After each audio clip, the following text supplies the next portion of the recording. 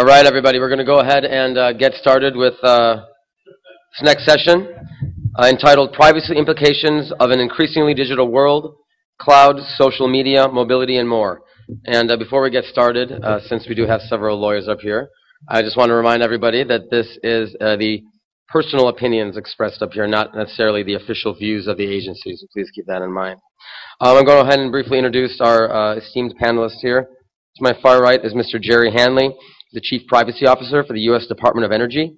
In this position, he leads the development and execution of the Department's privacy program, which spans multiple program lines across the nation. He developed the first comprehensive privacy policy, Directive at Energy, and redesigned the Privacy Impact Assessment to facilitate the integration of privacy awareness and protection into energy's use of information technologies. To my left here is Jonathan R. Cantor, who is the Chief Privacy Officer and Director of Open Government at the Department of Commerce.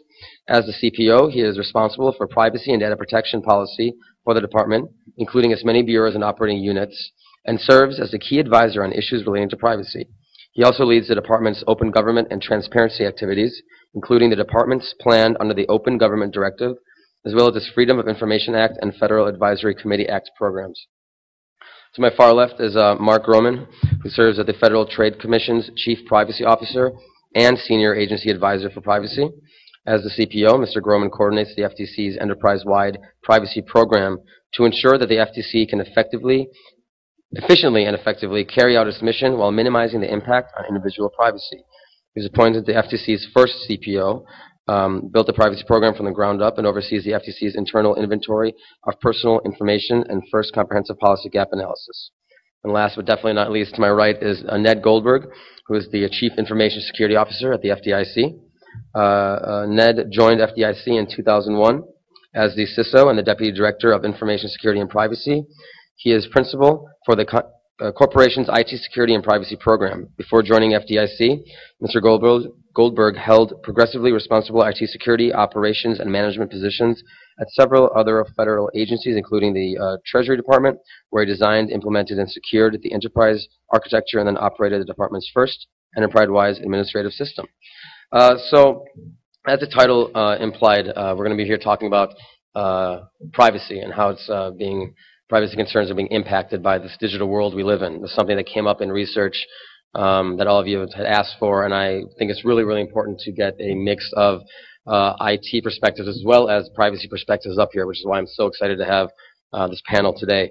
I think a good place to start off in this discussion is to let you guys each, let the audience have an perspective as to where the panelists are coming from. So was wondering if we could get some insight from each of you as to where your CPO functions are and how they've affected your working relationship with your CIO and CISO. I'm going to start with Ned here because based on our call notes, I know that he has a somewhat unique situation where the privacy officer and CIO roles are combined. So Ned, why don't you go ahead with that? Good morning. We also demonstrated a variety of dress just because privacy roles are different throughout the government. The FDIC, I have to give you one ad. Your bank accounts are safe. We've never lost $1 since 1935, even though we've now closed over 500 banks in the last 3 years. We followed the OMB mandate kind of lately, but we actually put the CPO and Chief Privacy Official in the CIO's shop. The CIO reports directly to the chairman, has both roles. That's good in some ways because it forces cooperation for daily roles, daily work and the like. It means legal as opposed to in other operations as a business partner. But on the other hand, the CIO is a split personality, including myself. Are you a security type? Are you worried about privacy actions? And sometimes that really means there's nobody watching the farm. Who's holding the CIO and myself accountable in terms of making sure we stick with the privacy function? Great. Yeah, anyone else? Yeah, first I want to thank you for the invitation to be here today. I think privacy certainly is a growing area of interest regardless of where you sit, so I think the discussion is very timely. But one context issue in the government, the location where you will find your chief privacy officer versus CISO is not consistent. It depends on the type of agency, missions, etc. It's sort of all over the place. But I have to tell you this, what's important is that the chief privacy officer, whoever that is, wherever they're sitting, has a close personal relationship with the CIO's office, especially cybersecurity folks. When I was appointed the Chief Privacy Officer, one of the first things that I did was to go out, reach out to my Director of Cybersecurity, and I actually told him that I need him more than he needs me, because in my view, if cybersecurity, the CIO's office, is locking down the systems with safeguards, less probability that there's going to be a catastrophic PII incident. So that partnership is very important. Earlier, I met a couple of folks in the audience. I won't point you out, but I asked whether you had a Privacy Act officer in your organization and a cybersecurity director. And interesting, some knew, some didn't know. So I think it's important, again, to have that partnership, make certain that everyone's working together. One of the big things I think of this panel discussion is the need for partnership between the CIO's office, specifically cybersecurity, and the privacy profession.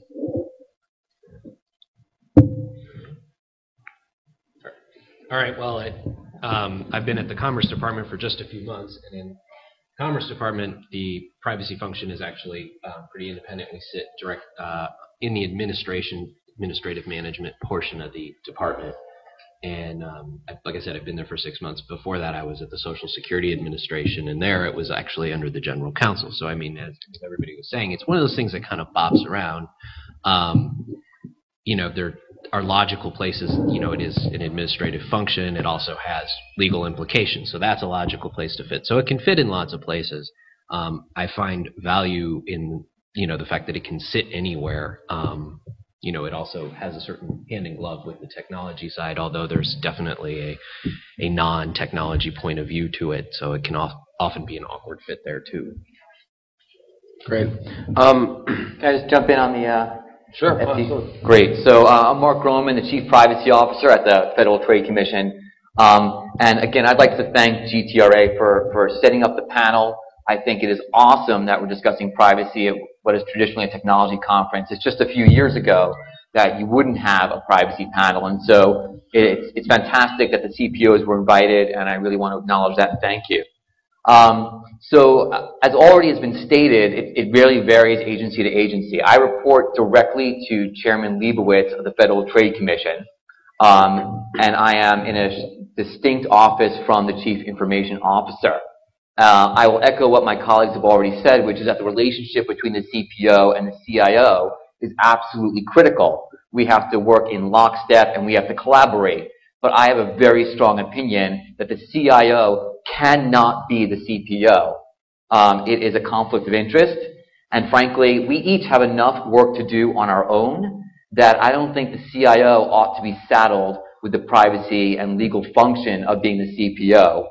And I think that it undermines accountability as well. I think we can have a dialogue about that, but I think that's a really important point. Great, absolutely. And Mark, you know, you mentioned the importance of coordination and collaboration, as you all have mentioned. Can you give me maybe one or two examples of how you worked effectively with your CIO or CISO, and kind of why this relationship is critical and what came out of that? Great, I would love to. And I think it's important to be concrete because we often have these high-level hypothetical conversations about the CPO and the CIO working together, but what does that mean? It also begs the question of what the heck does the CPO really do? And my job at its core is really about data governance, and it's about records management. Obviously, my focus is on personal information, but there's enormous synergies and overlap there. So some concrete examples where programs I've worked with our CISO and CIO, streamlining our privacy impact assessment process, so to make sure as we roll out new technologies, we engage in a new procurement that might involve PII about the public. We work together to look at data security and collection and uses of data. More concretely, I'll give you some examples. We have an enormous amount of personally identifiable information at our agency, on 50 to 75 million individuals on any given day. And we have a whole army of economists who need to analyze data for mergers.